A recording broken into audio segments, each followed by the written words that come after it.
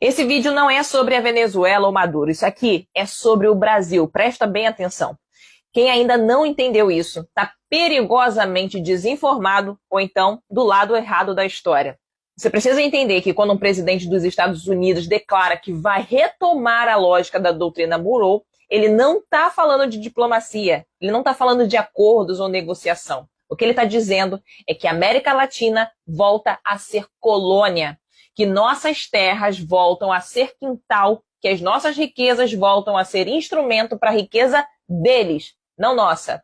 E o mais revoltante de tudo isso não é esse discurso vir de fora, porque impérios sempre dominaram através da força. O mais revoltante é a gente ver políticos brasileiros pedindo por isso, pedindo uma intervenção militar estrangeira contra o nosso próprio país, pedindo uma invasão, pedindo humilhação nacional. Não é sobre PT, não é sobre PL, não é sobre Lula ou Bolsonaro. Isso é uma traição do nosso país. E eles estão vendendo para você uma fantasia que uma invasão traria progresso, que viria dólar, que viria tecnologia, que viria prosperidade para o Brasil. Como se você fosse ganhar em dólar, como se fossem construir uma Disney aqui, a NASA brasileira. É como se a sua vida fosse virar um filme americano. Isso é uma idiotice. Como se a história não existisse, como se o mundo não tivesse cheio de países destruídos exatamente por esse tipo de intervenção. Olha o que aconteceu com os países onde os Estados Unidos interviram. Olha o depois, o que acontece depois. Esses países não têm desenvolvimento, não têm indústrias, não têm qualidade de vida, não têm soberania ou reconstrução.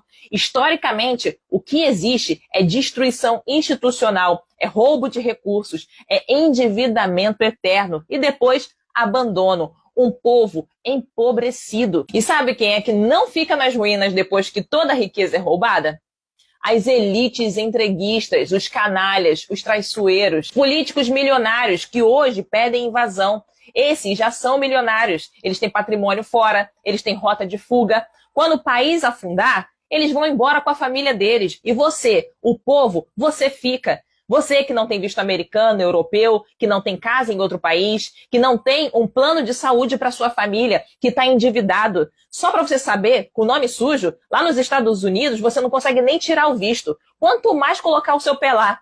É o povo, é o trabalhador, é o pequeno e médio empresário, o trabalhador autônomo que vai se ferrar se tiver uma invasão aqui no nosso país. Entende aqui, quando alguém pede intervenção estrangeira, ele não está pedindo ajuda não, ele está pedindo para abrir mão do direito de decidir o próprio destino. E sem soberania não existe democracia, não existe desenvolvimento, não existe futuro. O que existe é submissão e não importa quem governa o país atacado. Quando um Estado poderoso demonstra que pode sequestrar líderes, que pode ignorar leis internacionais, fronteiras e agir pela força, o recado que ele está dando é que nenhuma lei protege mais ninguém. Não existe ONU, não tem direito internacional, não tem acordos. Eles vão tomar as nossas riquezas, vão usufruir das nossas riquezas e vão nos deixar na miséria. E ninguém vai fazer nada. Hoje é a Venezuela. Ele já disse que amanhã pode ser a Colômbia, o México, a Groenlândia. Eles também são terroristas? Eles são narcotraficantes? Eles também são ditadores? Não seja ignorante, amanhã pode ser qualquer país com petróleo, com água, minérios, biodiversidade, terras raras, inclusive o Brasil, principalmente o Brasil. Quem acha que 200 milhões de brasileiros significam alguma coisa, a Nigéria tem 200 milhões de habitantes e está sendo invadida.